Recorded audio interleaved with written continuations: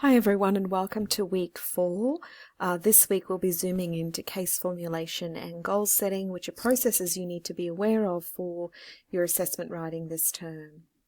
So looking at case formulation, once you've completed your assessment, case formulation is the next natural step. And then this leads into setting therapeutic goals with your client, which allows for you to tailor a treatment plan or intervention plan that meets your client's specific needs and presentation. A case formulation is a working hypothesis or a proposed explanation about, the factors that have contributed to or caused and also maintain the client's SUD issues. So as we're information gathering throughout the assessment process, we're actually starting to formulate almost an educated guess about what might be happening for your client. And I guess I'm inviting you to really hold that lightly, because we know assessment is ongoing and yields more information. We really want to be able to adjust that hypothesis based on the information that is coming up from the client and other sources. So it is a way of summarizing a diverse amount of information about a client in a brief, more ordered and coherent manner so that you can better understand and therefore treat the client or work with the client. A formal clinical case formulation is an oral or written presentation that communicates the treatment plan along with a conceptual rationale which justifies your intervention plan. Often it's okay to present your case formulation in dot point form, and that will be fine for your assessments. So looking at the 5 Ps model of case formulation, there are different models out there, but this is the one that we're particularly interested in this module.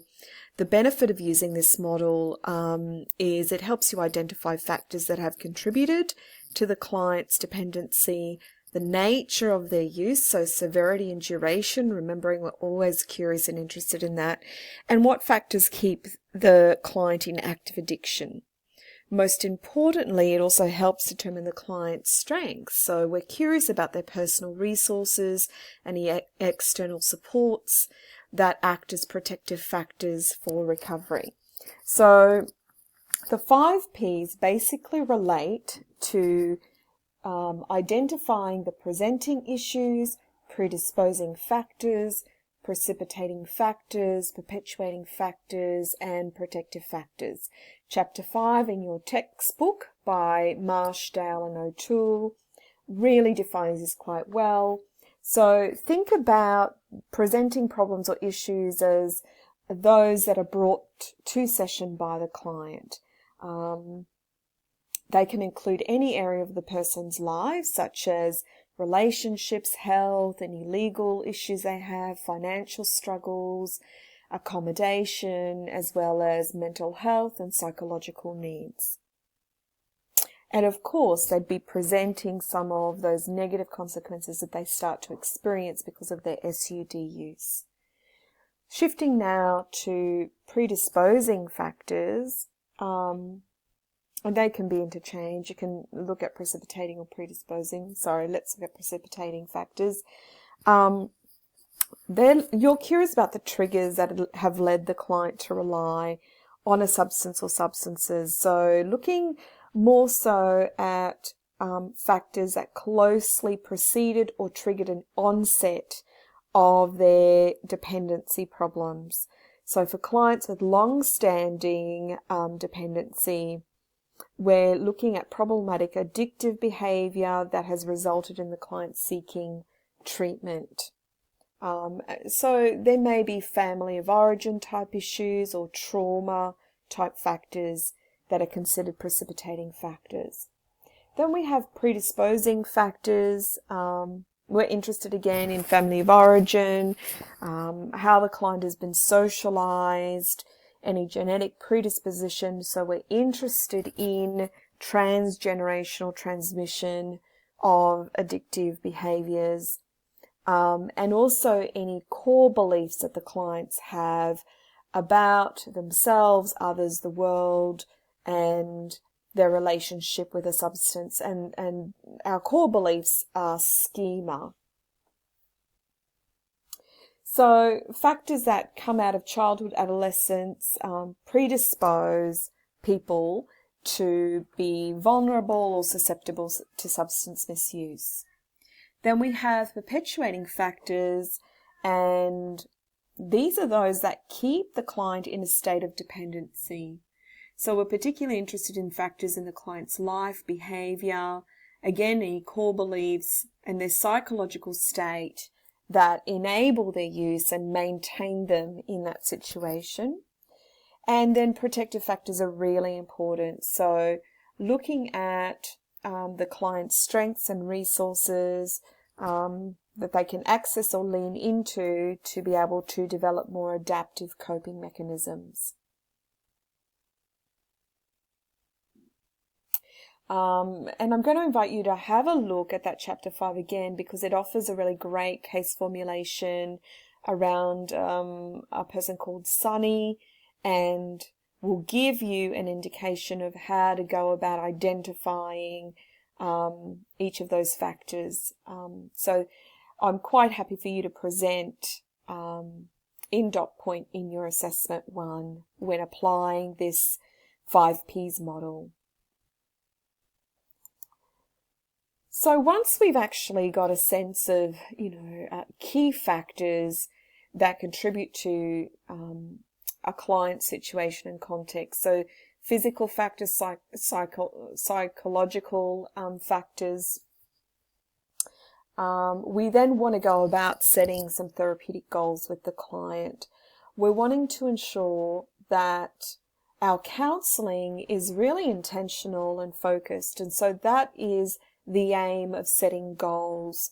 The way in which we set those goals is really, really important, because we want to remain client-centered and purposeful in our work.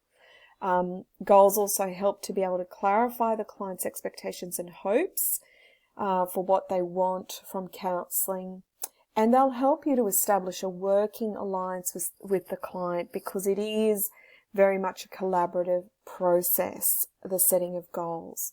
We're seeking mutuality. So rather than the goals reflecting what you as a counsellor believe is important in your own agenda, we're really wanting to be client directed, and for any goals to really reflect the client's genuine desires and needs. Their capacity needs to be considered in terms of not wanting to set them up to fail, and also looking at their resourcing capacity. All of those factors really ground the setting of goals. We're also needing to consider some of the following. So exploring with the client the benefits that they will gain from setting and achieving goals, to identify any concerns, fears, obstacles that might get in the way of the therapeutic counselling and also the goals, how those can be worked through and processed and overcome, and how others in the person's life can actually support them in achieving goals. At times, what you might find too is that you might identify family members or partners, for example, that aren't supportive of the client achieving their goals, because when one person changes, it can be very threatening to other people, and they almost don't know what to do with that change. And so sometimes there can be unintentional sabotaging of counselling and goals. Some people have a vested interest in people staying in active addiction. And then you're also wanting to look at how to begin to achieve those goals, and really you're needing to chunk that down into small achievable projects for the client. And that those goals aren't just specifically related to their SUD matter, but that they're life goals in general, And also, how will they know that they've achieved those goals? So goals need to align with where the client's at. So going back to how the client is presenting, meeting the client where they're at in terms of the change process or the stage they're sitting in. Goals need to be negotiated and client directed. They need to be specific and achievable. Short-term goals are super important because they build confidence and self-belief, and clients need the experience of completion. They need to know that they can set a mini goal. So I break them down to kind of like weekly goals and goals that they can achieve between session, as well as those long-term goals that are directly related to their use of a substance. But also I'm wanting to look at all areas of their life and having more broader life goals. Generally, my clients are really wanting to work on relationships and make amends and rebuild bridges with family members. Sometimes that's a really important aspect of them being in recovery. The goals also have to be framed in positive terms. They can't be too overwhelming or negative, and they've got to reflect evidence-based treatment modalities and counselling models. So they need to be grounded in the most up-to-date research that comes out of the AOD material.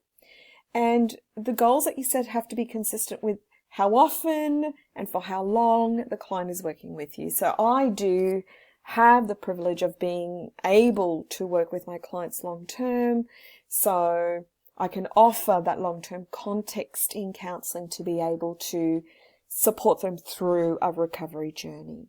I hope that you have found this PowerPoint interesting, and it's just helped to clarify how to go about a case formulation. Thanks for listening.